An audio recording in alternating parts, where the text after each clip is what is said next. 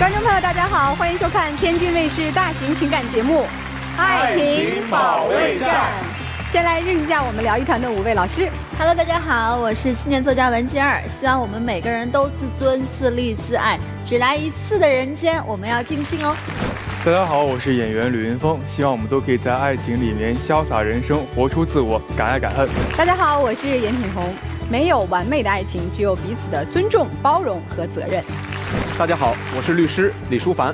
法律无非柴米油盐，生活、爱情也一样。大家好，我是媒体人于波红。人世间真正不能替代的，唯有爱情。那今天我们的2组嘉宾在爱情当中遇到了怎样的困惑呢？让我们一起来认识一下他们。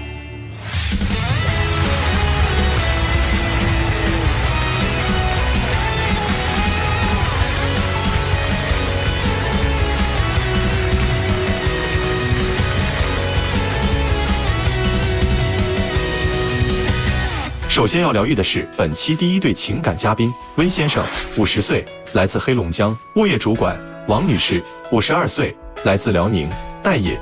他们究竟遇到了怎样的情感困惑？你们的感情有什么问题？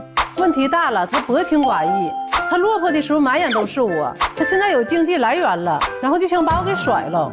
他强势任性，总想结婚领证，极度缺乏安全感，把问题想得特别简单。我感觉他有些强人所难了。对方怎么做才能让你满意？他要给我一个承诺或者一个说法，我只想和他踏实的生活。我很爱他，但他感觉不到。其实他挺好的，就是不会换位思考。我们都已经50多岁了，在一起开心，能够互相照顾就已经很好了，不要逼婚。哦，2位还是情侣关系，是逼婚逼到这儿了。是我们是朋友介绍的，当初我还是从我上一段感情当中没有走出来，然后遇到他以后，我觉得他长得也很帅，给我的感觉就像郑少秋一样，然后他学历也高，又有文化，所以那个时候呢，他虽说创业失败了，但是我感觉他人很踏实，因为我是离异的，他是未婚，然后呢，我是主动追求的他，我们2个在一起有2年多的时间了。我都不顾及我儿子的反对，就让他住进了我们家。在半年前，我就是想要跟他领证，但是他一直在逃避我，我也不知道问题出在哪里。其实我不是不跟他领证，我现在是不敢跟他领证。为什么呢？因为自从我创业失败之后，头半年他对我的照顾有加呀，感情也处理非常非常好。但是说最近的1年来，他这种态度就变了，他认为我这没有上进心。可能是以后不能再东山再起了啊，所以说就是开始嫌弃。这个时候呢，就是要求我对他言听计从，那相当于我就是他一个小跟班，相当于就是我是他奴仆。一旦不听他的话啊，他不高兴的时候非打即骂。真打呀？也没有是那样，我就是觉得我爱开玩笑，我性格比较外向，他内向。然后我的动作我就爱撒娇一些，他就是那个比较亲昵的打，不是那个家暴的打，是吧？对，夫妻之间有这种亲密动作也正常，但他比较古板，他理解不了，他有点内向性格。就像您刚才说的那个身份搞错了，你说夫妻之间，你真的把他当您老公了？因为我喜欢他那个干干净净的样子，然后我就全身心的就是关注于他，把所有的爱用在他身上了。但他现在目前的状态，我感觉他不在那个状态，不在那个点儿上。他刚才不是说了吗？他觉得成了你的小跟班了，他不喜欢这种感觉，是吧，先生？是的，是的。你怎么让人变成这种感觉了？好像是因为就是我家孩子嘛，因为他在我们家里住，待1年他没有工作。那个状态，我儿子有点看不惯的，所以有一次我儿子就是买了水果回家嘛，他上前接去了，然后我儿子就这样躲了一下，说妈，我给你买的水果，给你买东西你别老不记得吃，老让别人吃。我儿子就这一句话，然后他就各方面就觉得像打击了一样。刚才这件事情呢，我说明一下，他说的有点偏差，我觉得哈，因为我俩相处头半年的时候，他是小鸟依人，也非常典雅，说话也是和声细语的。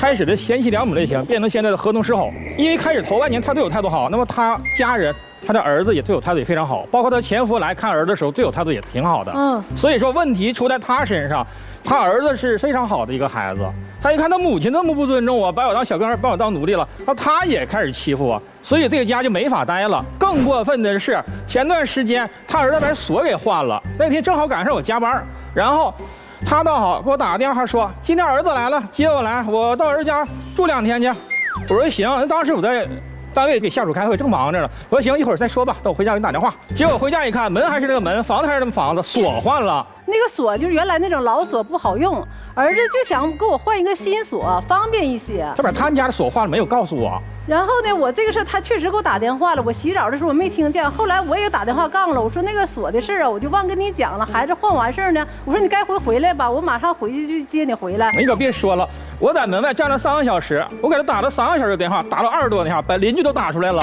其实没有那么长时间，他就是太矫情了。儿子可以不告诉我，但他应该告诉我一声。我正在洗澡，然后后来我给他打电话了，他这种为什么这么矫情是有原因的，就是他现在后来这1年不是上个班嘛。又当个单位里一个小主管嘛，然后又挣点钱了，态度就变了。这个还不是主要原因，最主要原因我是觉得他外面好像就是有人了。他一直是这样猜测、杜撰。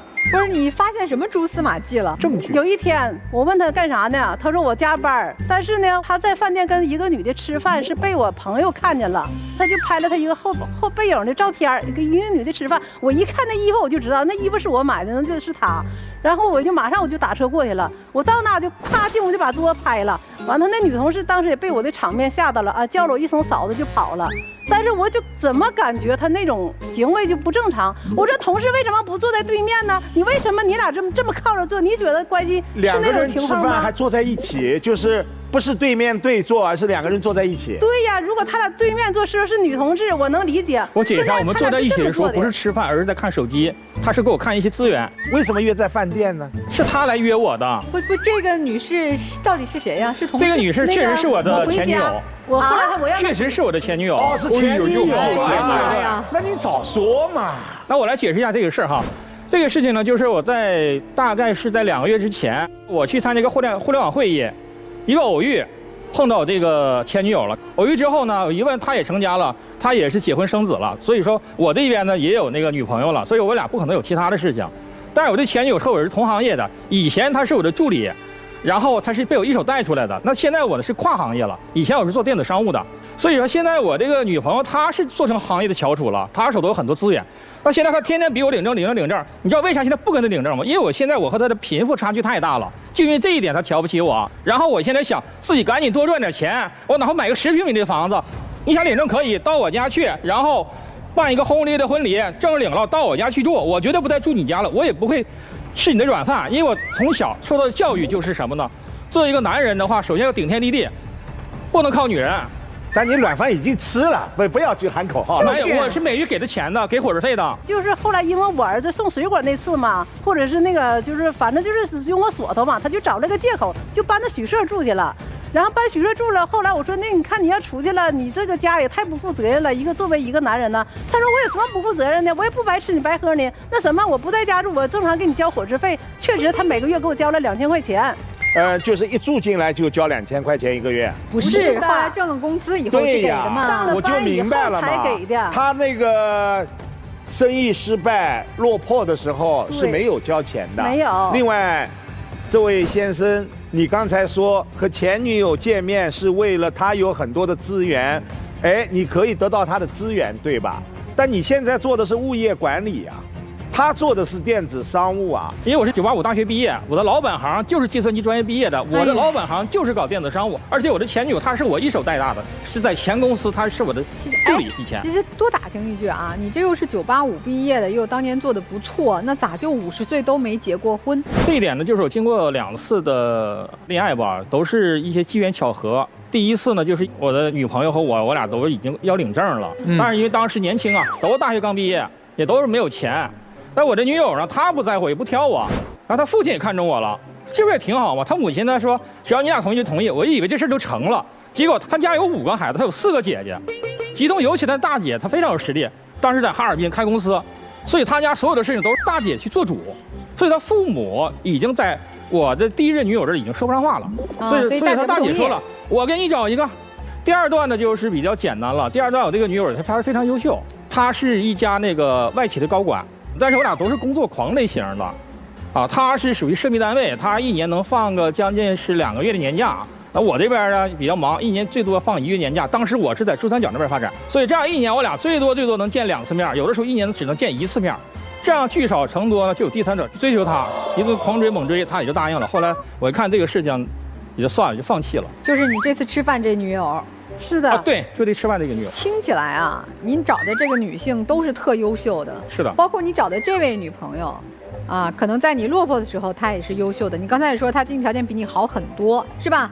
你觉得现在没能力娶她，没能力领证，那你得找个经济条件不如你的呀，你干嘛老奔高枝啊？然后最后嫌人家比你优秀，然后跟人分手。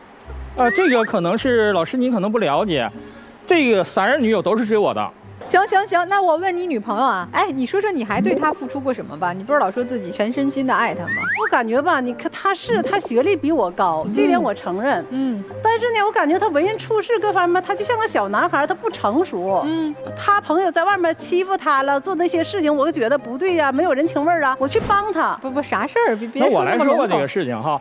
就是有一次吧，我们那个哥几个在一起聚会吃饭，正在兴头上。哎，喝得真高兴，他一脚把门踹开了，指着我亲戚朋友说：“你借我这个男朋友5万块钱了，你到现在还没还呢。他天天吃我喝我的钱，我养他，你还还是不还？他老是好欺负，我不好欺负。”我那朋友说：“嫂子，你千万别激动，这个事我真的是忘了。”我那个朋友也非常优秀，他开那个互联网公司，现在已经达到你这个朋友优秀，那个朋友优秀，你不要说他们干啥的，你说他那些话有啥用啊？你听我说，你不要说了，你落魄的时候。我就问你来，谁管你了？你朋友这么优秀，你前女友又这么行事儿，那我就问你来，你落魄的那一天谁搭理你了呀？这个行那个行的。落魄的第1年的时候我没认识他呢，我自己挺过了最艰难的时候。我落魄的第2年我才认识他的，而且第2年我在他们家不是白吃白喝，我也买菜。因为我要脸的人，因为我是出身于书香门第。咱客观的说啊，你确实在经济上你落魄的时候占人家便宜了，咱就认呗。你住人家这儿不用掏房租，没占便宜吗？他是背着我把我行李箱从我寝室拉走了，我没有办法，他用强行的要我你这么大个人长条腿长个手，你不想住你拿不走啊你？他背着我把我行李啥都搬走，我一回寝室一看什么都没有了。咱反过来说这女士啊。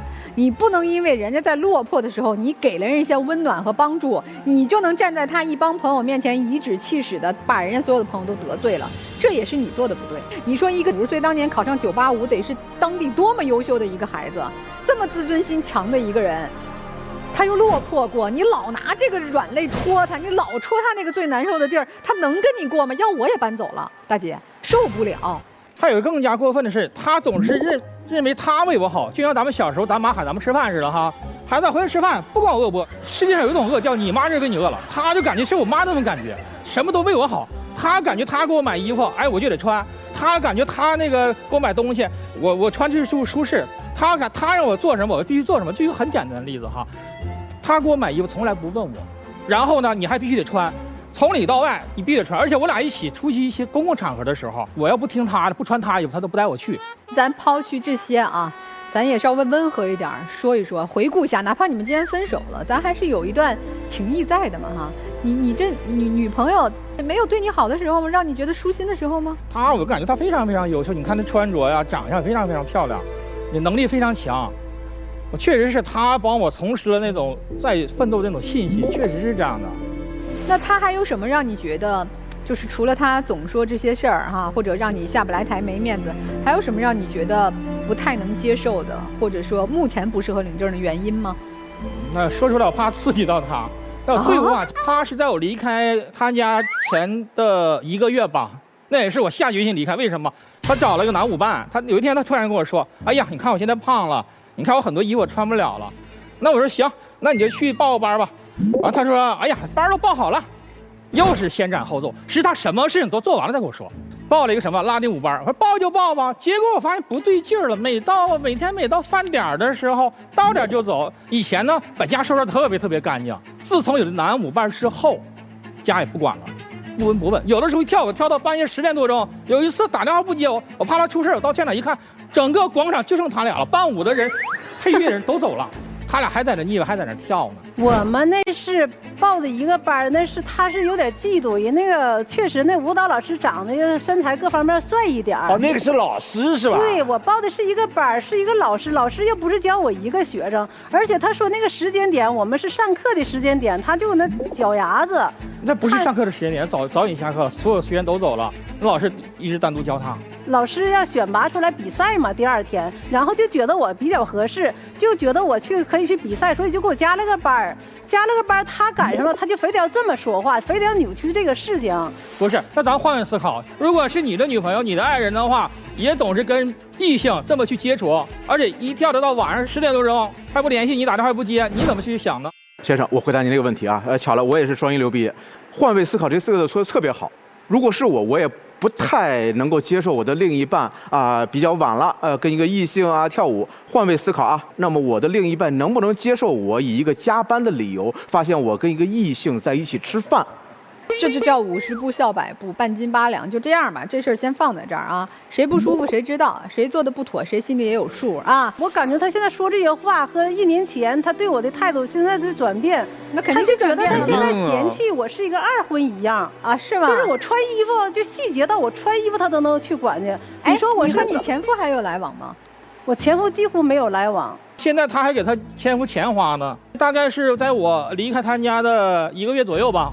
有一天晚上哈，突然接到一个男人电话，陌生男人给我打电话，他说你是谁谁谁吗？我说是啊，我说有什么事情吗？啊，我是那个他的前夫，我一看这人喝醉了，我感觉他喝酒了，啊，那我说你有什么事情吗？啊，你搬出去就对了，我告诉你啊，我俩那个20多年的感情，我过段时间我俩就要复合了，我俩还有那儿子都28岁了。你看看我这经济不好，我一张嘴他20万就给我打过来了。你搬出去是你的觉悟啊，你就不要搬回来了。然后那个我给他打电话，我核实这件事，我说是你前夫。他说给你打电话这个人是不是我前夫我不知道，但是借钱的事确实有。那我说你解释一下，他说没有必要给你解释我的钱。这个吧，我承认我确实借给前夫哥20万，这个是有原因的，因为我们之间没有来往，我一直有你，但是他给你打电话我不知道，因为那是孩子看你从我家搬出去了，孩子的行为你要理解，孩子想让我俩复合，20万是因为他是做生意的，做生意就是目前有点困难嘛。他通过孩子说要跟我俩借20万，你说我是2婚家庭，面临的就是这种状态，有什么办法？我只能说没办法，说儿子求到面，说妈你给我拿吧，我到时候我给你担保，这20万我肯定能我爸从那个生意里挣回，我能给拿回来。我一想想，孩子既然说话了，我就确实我给拿了20万。听明白了，你们俩说说诉求吧，今天来要干什么？其实吧，我今天来呢是想给他最后一次改变的机会。改啥？就他那种女王式的那种性格，霸道的性格，改不了，都50多了，什么都为我做主，而且名义上还都是为我好，改不了。那这东西如果要是他能改变的话，我就可以还跟他说；改变不了的话，行了，你爱上的当初爱上就是女王，现在你又让人低下头把王冠扔了，你这女王不是女士，你有什么诉求？我这个年龄了，我也不好意思说，其实我还是喜欢他。他一直在逼婚呢，把你嘚瑟的，气死我了！就是我喜欢，一直在逼婚。哎呀，这天下就这一个男的吗？你就非得逼他？你看他嘚瑟的。不是，我不是。我3个女朋友都是倒追我的，我这女朋友就跟我谈，老要逼我的婚，气死我了。来，俩小年轻。其实我觉得吧，他们有点没有把彼此当成就是奔着当成一家人那种感觉。您看一个小年轻都看得一清二楚。就是我觉得姐姐，其实你渴望爱与被爱，但是这大哥他有点想飞。其实这个大哥，我反而觉得其实不太适合您这个姐姐。这个大哥呢，他其实是如果你可以一直娇滴滴的让他软饭硬吃，他是没问题的。他的心里面有很多的等级，你知道吗？所以他上来很多的表述，说我以前的女朋友都是有多优秀啊。说实话，你在这个舞台上讲这些东西没有任何意义，因为那跟你们俩的事情无关。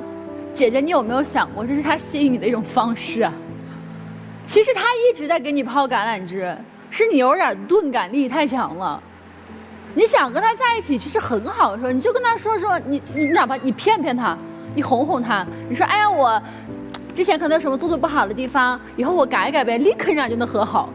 你俩之间只是差一张嘴或者差一个翻译器而已，你俩之间没有任何的原则性的问题。还有一个点什么，就是我觉得这大哥其实有一个话说的没有毛病，就是你真的是不给他脸。其实我也是为了他好。什么？你为了他好？你凭什么为了他好？你为了他好你就不给他脸了？他妈为了他好还要给他脸呢？你为什么为了他好你就不给他脸了呢？他认识你之前，他是个社会的独立的人啊，他有他的朋友圈啊，你的好他都记得，但是他的好，你是不是可以说出来啊？你什么都有，他现在就是需要你给他一个尊重，这个事情很难吗？你如果做不到，你就不配得到这段感情，你做不到你就玩不起，啊，你这个钱爱给谁花给谁花，人家可以不买你的账，他养活自己没有问题的。他是因为情感，他是因为对你有期待，他选择跟你继续走下去。但这个走下去（括号不等于结婚啊）。还有一点，人家也不敢跟你结婚，他害怕呀。你们俩现在谈恋爱而已嘛，你就去砸他的场子，你俩结婚了怎么办？他也50岁的人了，为什么要被一个姐姐这样管教？你们俩只是谈恋爱，你不是他妈妈，你有自己的儿子，你有自己的孩子。就是咱们不管女生不管多大年纪啊，52岁你长得很漂亮很美，你很优雅，你保持自信，只要你一直自信下去，你眼里不要去把时间和精力都花到他身上，立刻你俩这日子过得完美无瑕。哎，我真的觉得来爱情保卫战挺好的哈。我今天能明显感觉到，我们在这个中年的情侣身上，其实看到更多是事件的问题。那其实我们就可以一个一个事件来说，看看到底能不能解决。我个人认为，挺难的。二位都有跟异性接触的这个问题，如果这件事情放在一个青年情侣身上呢，我是不可以忍受的。我觉得这个是有一点点，越界了啊。但是放在你们二位身上，我是可以接受的。为什么？因为我觉得你们要降低跟异性的沟通成本。当发现一个人不合适的时候，我允许你们迅速的接触另一个异性，不管你们是不是真的想要去接触，这个不管。还有一个就是。您很在意他跟他前夫的这个问题，你要把他想成他的前夫，这事儿无解。因为你把那个人想成孩子的爸爸，就有解了这个事儿啊。你说，那孩子爸爸过不下去了，他能看着孩子亲爸不管吗？不可能啊。但是有个名词伏地魔，您知道吧？就做个比喻哈。如果假设真是领了证，真是结了婚之后合理合法的夫妻，那么这个时候。如果他儿子又来了，说：“哎呦，爸爸快死了，在医院呢，需要100万。”但实际他爸没有死哈，这个我讲，他肯定是夸张了哈。那100万你给还是不给？那总是没有底线的话，这日还怎么过？所以我担心，我害怕这一点。治病的话，那也得给呀。其实这些东西我也是有底线、有分寸的。你说是有底线，但你现在你的行为、你对我的态度，我自己底线不用你管，就这样是。这个也不重要，因为我觉得你们。领不了这个，领不了这个证现在啊。然后最后一个，我觉得你也别这么怪大姐，就是去跟你朋友这拍桌子。首先第一，大姐您肯定是越界了，这肯定是您的不对。第二，我觉得你那个朋友也有一点点的问题啊。如果这事换做我来说，就是我的兄弟的媳妇儿过来跟我拍桌子，我一定很生气，我气炸了。但是我真不至于跟我这兄弟绝交。但是我们困难的时候跟他要几回，他不给他。对，其实他这朋友也是有问题的，所以你别全怪在这个大姐身上啊。以前你觉着钱你来出，房你来提供，你是享受女王的待遇的。那这个男人也觉得我在我女朋友家吃住，虽然我付了一小部分的费用，但我还是得了我女朋友的照顾的，所以他是自愿降低状态去迎合你的。但是，一旦他回到了他生活的正轨，人家本来就是个有工作赚钱的人，大学毕业，对吧？你们俩过去的那个伪装，就都装不下去了。大哥也不是那个逆来顺受，天天给你端洗脚水的人，他本性不是。他之前是觉得有点理亏，对吧？我住人家家了，我不得多付出一点，这叫人性。他也没有太大的毛病，虽然听起来没有那么厚道哈，但是也没有大毛病。你俩现在本来面目都出来了。你的那种控制欲，你的那种就是说难听一点，那刁蛮劲儿一上来，真是没天没地的，为所欲为，口无遮拦，你一定是这样的。你能去在人朋友面前拍桌子，虽然他的朋友做的也不厚道，但轮不着你拍桌子。所以大姐，我觉得你们各回各的正轨，你在你的轨道上本来就是个强势的女人，你多能干呀！从东北来，在北京说给前夫20万，眼睛都不眨；说买衣服1、2万，你挺能个的。你可不是个柔情似水、爱撒娇的小女人，你就是个雷厉风行、很泼、很有主见的大女人。你就去真正找那个小绵羊啊，能愿意听你话、软饭软吃，不是软饭硬吃的人。你也别找什么985啦，什么学什么计算机的，曾经叱咤风云的，人家也不服你，对吧？先生你就先忙你的创业，你这人是不服输的，你事业折腾不出来一番，你是很难做到成家的。所以你先在你的轨道上好好走，下次再遇到女人给你抛橄榄枝，说你困难的时候我帮你，你就别进那个甜蜜的陷阱啊！他也不是真的帮你，他是想占有你。所以啊，您就好好奔事业，遇到一个和您能够齐头并进、同频的女人，咱们再组建家庭。反正也50了嘛，是不是？也别着急就陷入下一个温柔乡，惹得自己一身麻烦也处理不了。首先，这个先生啊，就是您是一个高认知、高自尊。我相信这个可能也学过法律基础常识。我先说您的一点，是不是对这位女士的个人行为有一些认知上的差异啊？你比如说，您认为她把20万借给了前夫，借给了孩子的父亲，这是人家自己的钱，因为您不是所有权人啊。您认为他让您的哥们儿提前还钱，您认为他越界了，那同时您这个是不是也越界了？能做主的人是谁？配偶、父母、成年子女，这法律上讲这是可以作为监护人的。如果您想介入他的生活，成为配偶，今天领证，明天你就可以说这个钱不能给，这是夫妻共同财产。你给了，你经过我同意，你要不经过我同意，我现在可以找前夫哥，我把这钱要回来，咱俩再分。这20万你分10万留下来，10万你再给前夫哥，这我没意见。但是20万你得先要回来，前提是成为配偶。然后在这位大姐啊，找朋友还钱这个事儿啊，真的是伤人自尊，尤其是对男士来讲，在一帮朋友面前，我丝毫不否认您的善意，您是想让他把这个5万块钱赶紧拿回来贴补一些他的生活工作，但是这个事儿做的不对，伤男士的自尊。这是最后我总结我的观点啊，双方各有越界之处，也各有没有认清楚法律对我们每个人公民权利底线的界定。用咱们大白话来讲啊，各过各的，婚姻保卫不了，咱们各走各的路。一个男人迟迟不愿意娶你，除了不爱你，别的理由、别的借口都是瞎扯。一个男性50岁没有走进婚姻，这是你的自由，我们表达我们的尊重。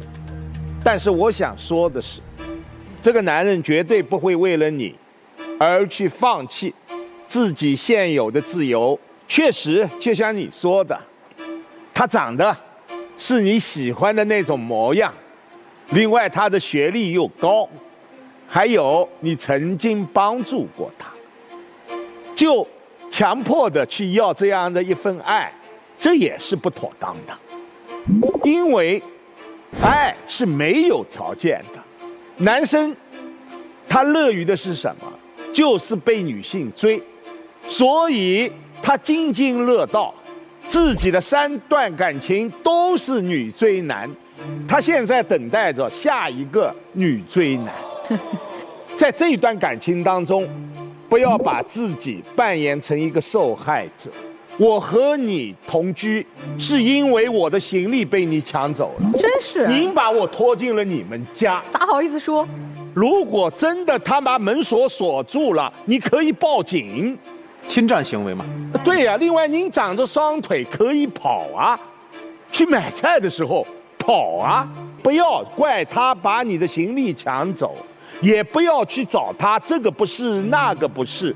他去参加一个舞蹈培训班，和人家难道不是一起跳舞吗？您上升到和异性肢体接触，你厚不厚道？不厚道。另外，不要时时的拿自己的高学历让他迷惑，希望你自己爱惜自己，自己尊重自己。我也希望老师能尊重别人，我也希望你能换位思考。如果换成你遇到这种情况，我没有机会了。都一把年纪了，都年过半百了，别在场上让人看着就不好看了，是吧？两位请回，请回。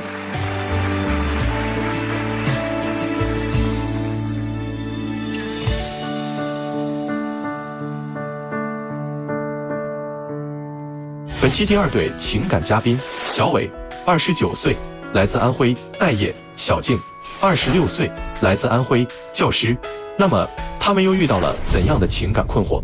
你们的感情目前处于什么状态？我们在一起6年了，已经订婚，但对于结婚，他现在态度始终是摇摆不定。我觉得他想逃婚，正处于一个特别拧巴的恋爱状态。男朋友到未婚夫，我觉得他更应该成熟有担当，但他没有，我根本不敢和他结婚。结婚对你意味着什么？组建家庭啊，要相互理解和包容，彼此信任，而不是任性和逃避。有一个平稳安定的生活，彼此坦诚尊重，要有真诚的态度，要为对方做出改变。你们已经要准备结婚了是吧？其实去年的时候我们已经订婚了。哦，订婚了，所以你们是未婚妻和未婚夫了。其实在我心里面，我们已经是家人了，就那种关系。就是从订完婚之后，我们一直争吵不断。我不知道他现在有没有别的想法，或者就是直接一点说，他就是想退婚了。我不是说想跟他退婚，也不是说不想跟他结婚，只是因为从订婚的之后嘛，他就辞掉了他以前的工作，选择和朋友去搞服装。然后这1年呢，他已经亏了很多钱了，然后也压了很多货，但是他还是没有任何的压力，一直和他朋友在那里吃喝玩乐。然后我就很担心嘛，我就劝他找一份工作嘛，可是他就觉得我的想法很古板。他认为我现在就是一个社会的闲散人员，但是我是有自己的生意，我也有自己的收入的，这样说不矛盾吧？那您现在的收入是，比如我之前压了一批货，是不是？我把它卖出去，我手里是不是有一点资金了？但是他加了好多货呢，成本已经铺进去了，收益它就在那里，但是还没有变成钱进到我的口袋里。你父母现在还补贴你吗？全部是我自己来的。哎，这你看女生在笑了。其实他做生意，那个启动资金是他父母给的。我觉得作为一个即将30岁的男人，你应该靠自己，不应该什么都靠你的父母。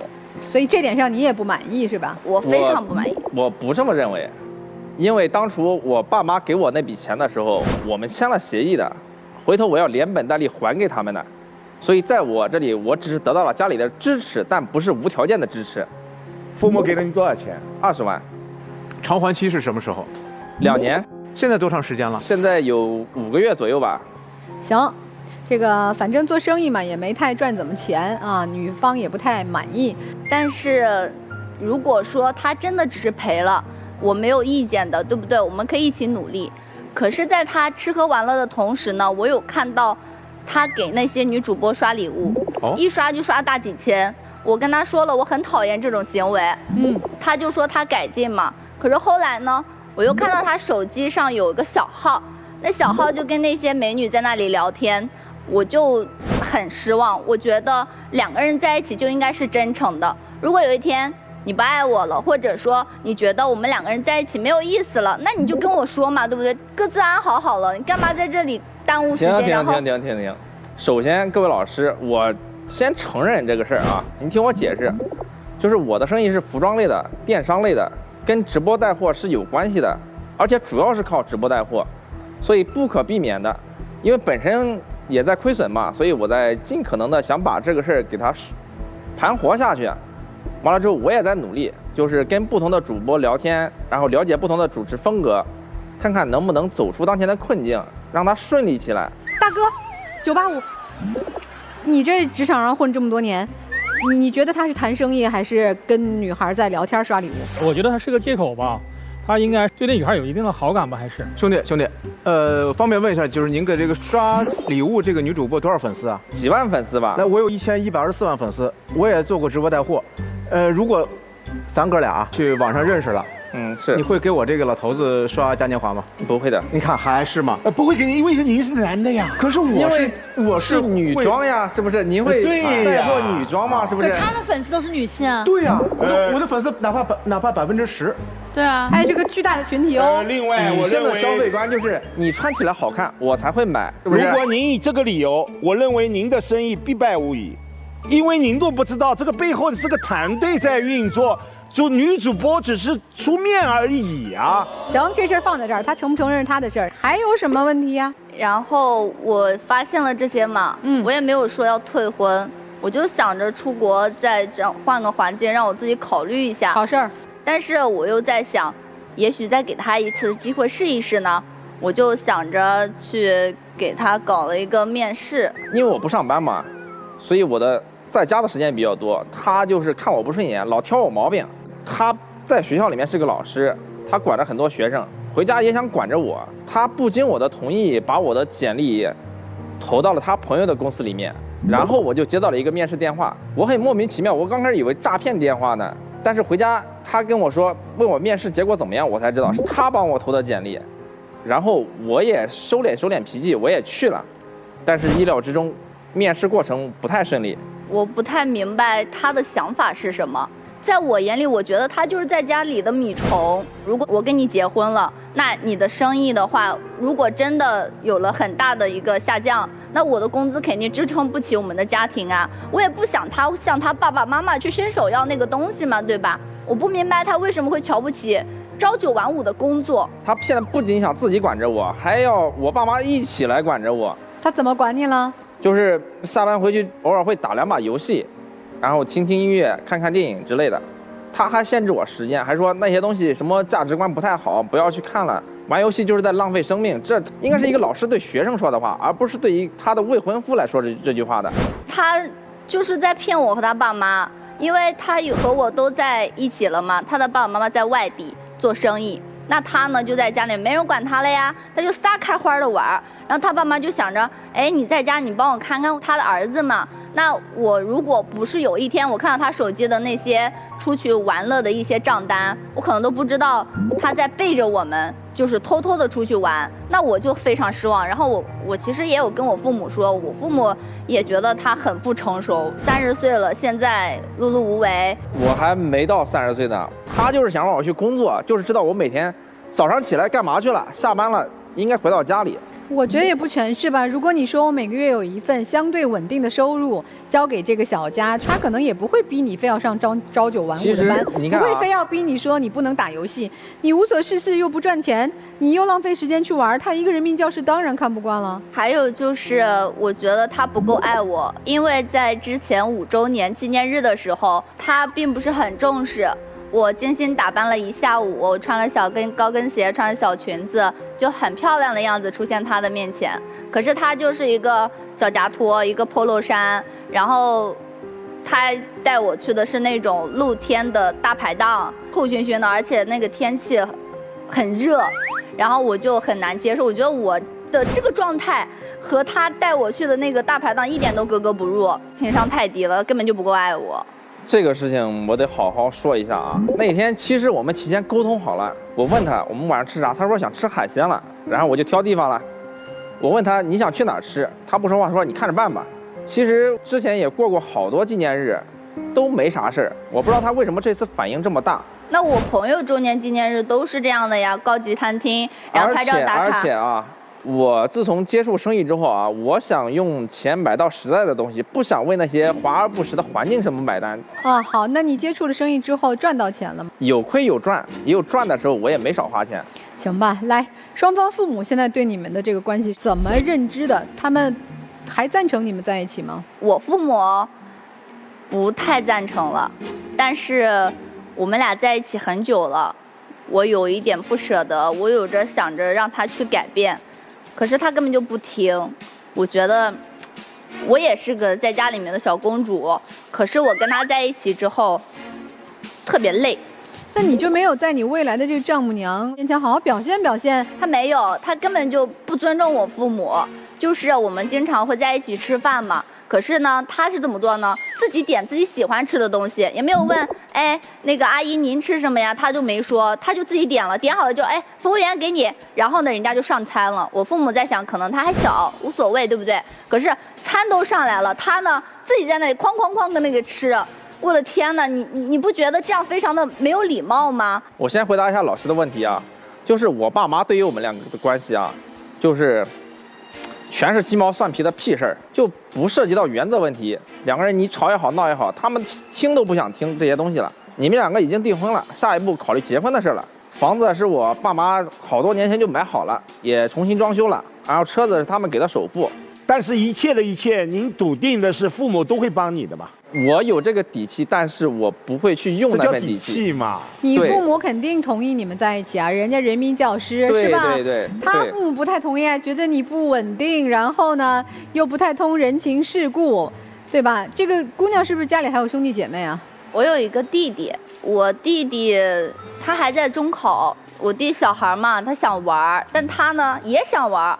好了，他俩对在一起了，因为在前段时间我弟弟不是即将中考嘛，然后我妈我爸他们忙生意也比较忙，就让他帮忙带一下，就是结果学习之后，他带我弟弟去吃烧烤、打游戏、玩篮球，一玩到大半夜。他以前就是这样，他晚上他都不回家，他妈给他打电话他都不带接的。然后呢，回来之后，我的弟弟那身上臭乎乎、脏熏熏的。那我们家就很爱干净嘛，然后就会觉得我让你把我家孩子稍微的带个1-2天，你把我孩子带成这个样子，而且快中考了，即将要考试了，你不觉得成绩很重要吗？他嘞无所谓。然后我父母就觉得30岁的人了，没有工作不说，而且还那么爱玩，现在搞得好了，我的弟弟天天也想玩，成绩呢也不怎么样了，我感觉。哎，这弟成绩不怎么样，就别赖男朋友啊，咱有啥说啥。他弟确实成绩提高了，我跟你说这是怎么回事啊？就是上次他一个节假日嘛，他爸妈有事出去了，让我带他弟带2天，然后就去我们家玩了一会儿电脑游戏，然后到饭点了吃了一点烧烤，晚上的时候又约了几个朋友去打了会儿篮球，这很正常。然后我就跟他弟说了，我说放松也放松完了，咱正事也不能落下，下次考试你只要进步，我们接着玩，这属于男人之间的君子约定嘛，是不是？但毫无意外的是，他弟后来成绩也提高了一点呀。是不是因为他提高的？您是人民教师，您说？那是因为我家人的教养方式。但是我认为是因为我，因为我让他弟开心有动力了。哎呀，一句话就能让一个初中的小孩成绩提高，那你去当人民教师多好呀！咱们不去再说细节了啊，我觉得，眼下也很明显有一个方向的问题，女生是要决定出国深造了，是吧？对，因为之前有一段时间我在国外工作，男生同意女生出国深造？我当然不同意了。那他非要去怎么办？非要去，我们的关系也差不多，也没办法了。那你接受这个结局吗？不能接受。行，那人家女生其实表明的就是想告诉你，咱俩虽然订婚了，但我不满意，我先出国深造，咱俩关系暂缓，是这意思吧？其实也不是。您的出国深造是不是一种逃避？得了呗，来，我们问问这对儿马上就要分手的情侣，你们给这小年轻什么建议？我觉得女孩子很务实，但是男孩子这个性格我也接受不了，他没有责任又没有担当，又不心疼父母，我不喜欢这个男孩子。我觉得咱们对年轻人的态度应该是开放一点啊。我感觉这位女生可能有点挑剔了，应该再给她一次机会啊。那你们俩这个感情，你还需要女方再给你一个机会吗？是我应该再给她一次机会。行吧，那到底给不给机会？谁给谁机会？谁要不要这个机会？啊，咱听听这个老师们的建议。别给机会了吧，这有啥好给的呢？小伟，我是这样跟你说，就是你俩这婚现在结不成，我直接告诉你。因为这个女生，她现在可能是因为舍不得，可能是因为习惯。她为什么想出去？她就想到一个没有你的地方，她去适应一个没有你的环境，她要重新开始她的生活。她已经为她过去这么多年的青春的损耗，她已经开始后悔了。这是她没有说出来的话，潜台词而已。你在这个舞台上的表述，会让我觉得你是一个没有素质、没有格局的人。那么你的女朋友天天跟你在一起，她这种感受已经无限次了。我告诉你，她只是没有说出来，她已经能够照顾你的面子，照顾到今天，我想她仁至义尽了。你们俩今天是谁要来？是我要来的。她今天就是来这里体面的跟你说分手的。她最后一点点希望，我告诉你是什么啊？这女孩没说出来的。她最后一点的希望是你能够开出非常有利的条件，让她留下来。对她来说，你们所有的感情，他心态已经平衡过了，他一定是再三平衡过之后，他才会选择我要走出去的。他也很明确的告诉你说，我和我的父母现在对你是不满意的。那么你如何做到让他满意？这个东西不一定跟钱有关，但是一定跟你的诚意有很大的关系。对，你要去想一想你要怎么做。现在1、2、3、4你自己想。那么女生，你很踏实，你也努力，但是你确实不自信。一个女生，只要你内心足够强大，你足够自信，你足够有能力，你不用换环境，你依然活得非常灿烂。你躲他，你只是不愿意去面对你自己过去这6年，你觉得你的情感投资失败，你发现你改变不了他，你可能从一开始知道他就是这样的人，你想改变他，你想影响他，发现真的改变不了，真的影响不了。但是没有问题，因为那都是我们人生的一段经历，他也可以当过客的，不是不可以的，你也值得更好的人疼爱你。你们两位都给了我一种游戏人间的感觉，男生呢是行为上的游戏，刚刚您都说了哈，然后您呢，我觉得是心态上的游戏，打引号的这个游戏，就什么感觉呢？无所谓，看缘分，看情况。我现在感觉你就是这样的一个心态，对对对，您说态度我也是感觉到是这个样子，对，很无奈，你知道吗？很无奈，挺无奈的。其实我也很无奈，我也不知道该劝你俩就在一起还是分。你说在一起吧有问题，你分吧这些事儿确实不至于。你其实有人说过，就是我们两个都性格太强势了，就是太个人主义，就是丝毫不会站在对方的角度去考虑问题。你啥都知道。对，就像是可能别人说的可能会不太喜欢你，比如没有担当啊，但可能你一部分行为，比如幼稚什么的，在他眼里变成可爱了。所以这个，当两个人有爱的时候，我真的很难去评判啊。然后第二个女生您，我觉得您也别一直嘲笑，我看你好几次笑他，就用家里钱投资什么的。试问一下您当初跟他选择在一起的时候，难道一点儿也没有看重他家庭条件吗？我觉得看重家庭条件是一件非常非常正常的事情，一个正常的人都会看重的。既然如果您当初有看重这一点的话，就别嘲笑人家。我们两个在一起的时候，我们还在上学，那个时候是纯真的，他也不知道我以后会变成什么样，我也不知道他以后会变成什么样。可是订完婚之后，那考虑的事情可能就更加的周全了，然后我就会觉得我对婚姻是一个非常敏感的人，我有点恐婚。这也是就是所有问题的答案吧？是这样的，如果到时候女孩决定要出国了，你留不下来她的话，我真的觉得你可以飞过去。如果你想挽留她的话啊，因为这个国一旦出了，这8成以你俩这个游戏人间的这个心态啊，就散了。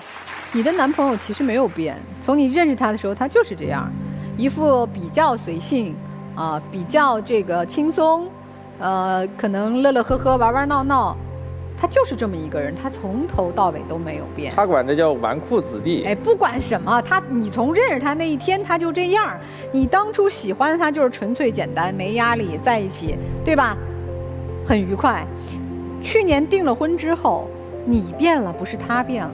订完婚之后开始考虑婚姻需要更多的责任、担当、承诺，但我也不是要批评你啊，因为我们毕竟没有结婚嘛。如果你认知真的发生了变化，你也别拖着他了，他这辈子可能就这样，他不会为你改变。我不建议你为任何人做出改变，除非你自己有一天觉得我这个男人我应该去走什么样的路，对吧？你现在为他做出改变，去上一份朝9晚5的工作，过2年之后你开始抱怨，就是你当年拦着我做生意，你看我那哥们儿的服装生意都赚了大钱了，看别人房子越换越好，你俩这日子还怎么过？我没钱换房子。所以啊，我跟你说，他不会为你而改变的，变了你们俩过不好。所以你去认知一下你到底想要什么。男生，我觉得你还是应该相对多一些正形吧。我对你给主播刷礼物，然后你粉饰说我是在跟人家聊生意这件事，我对你特别的不满意。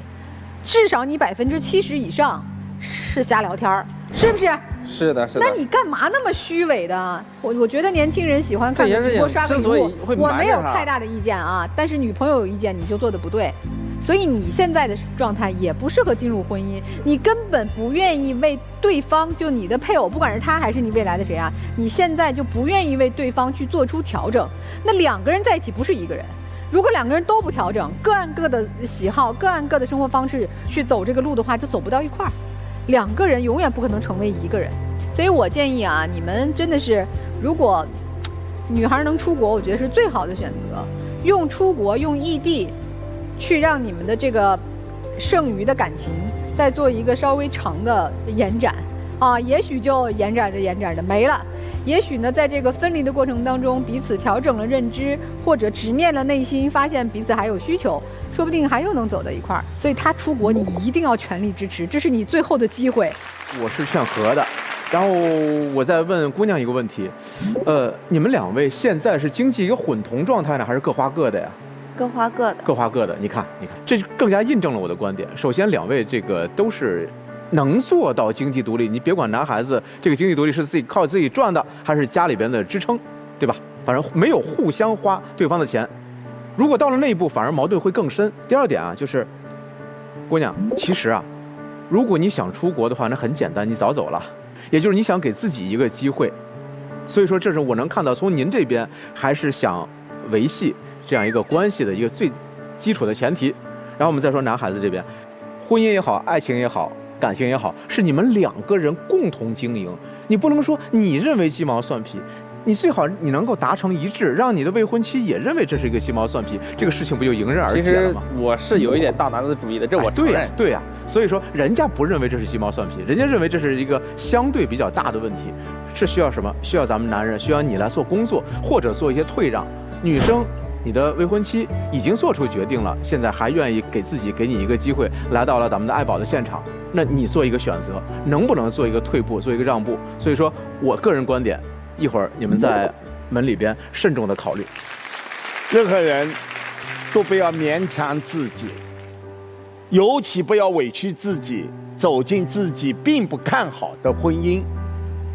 另外，我认为这个女生她并不是恐惧结婚，而是恐惧和这个男人结婚。一个男人的责任担当和上进心，对一个女人来说，那是风雨中的伞，那是黑暗里的灯。他确实和以前的想法不一样了，以前只是谈恋爱，甜蜜浪漫就可以。等到订婚以后，他确实要审视这个男人有没有责任担当，有没有上进心。他给了你2个词：纨绔子弟，吃喝玩乐。我想他是有一定依据的。一个男人，我们不能以父母实力为底气，而应该以自己的努力为志气。你缺乏的是这样的志气。他如果说看到你这么多的亮点的时候，他还会选择逃离到国外去留学吗？他迫不及待肯定和你走进婚姻啊，因为他看到这个男人有希望啊。他是真的看不到希望。另外，我也劝你一句，有些理由借口我们需要去表述，但不是任何事情在这个场合你去看我回放，你是任何事情都有理由，都有借口。人会活在借口和理由当中的。所以我只想和女生说一句话，人要改变一个人非常难，除非他自己愿意做出改变。老师们的建议啊，都给到你们了。至于你们做出怎样的选择，待会儿开门之后我们再见，好吧？那我们请2组嘉宾都回到我们的门后，看看你们的最终选择。来，请回。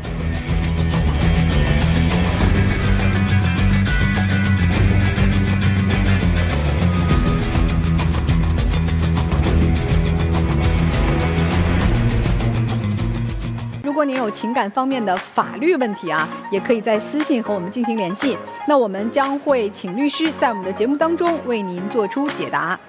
那想要收看我们节目的完整视频呢，欢迎您登录优酷视频和腾讯视频。那第一组老师们先做一个预判吗？会出来吗？没有必要吧？我认为这个男先生不会出来了。我同意，不出来，因为他本身就是来分手。小吕有异议，我觉得会出来。对。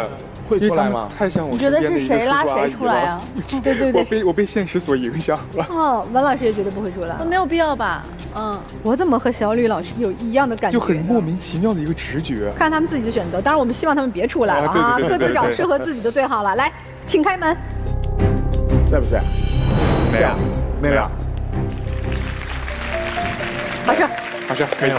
虽然我猜错了，打脸了，但是我觉得他们不出来是好事啊。祝福他们，没出来一样祝福啊！来，那我们第2组呢？我认为女生也不会出来。第2组，我觉得会出来。对这个男生已经失望了。我倒是觉得女生会。我也觉得会出来。我也觉得会出来。这我认为不会出来。您觉得不会出来？他已经对这个男生失望了呀。那其实像李律师说的，他要走就真走了，对，他就早就走了。犹豫还是想去再做一个，对吧？激励什么？对，我也觉得。好，看看他们自己的选择，请开门。不会也走了吧？哈，不会吧？走了啊，没有。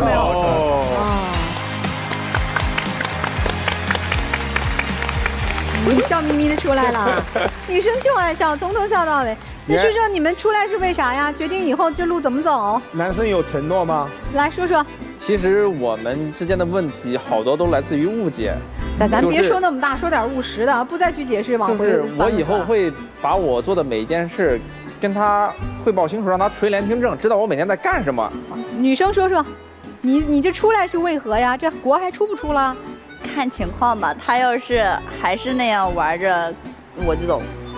就多读书，多看报，少玩一点，常汇报，是这意思吗？对，这你就满意了。不过男生，您真的要做出改变。我不能说阅人无数，当了30年记者，看过无数人，真的，我从您身上看不到那个上进心，真的。但是2个人的结合真的是要彼此包容，是要彼此站在对方。哎呀，行，不说了，不说都没用。行了，抱。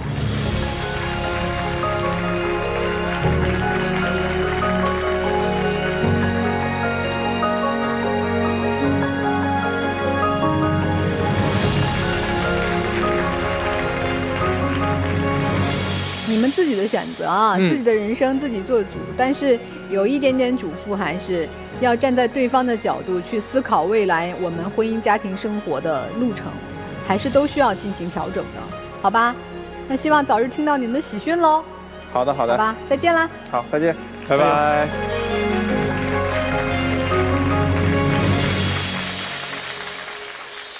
好，接下来我们一起进入婚恋新说法。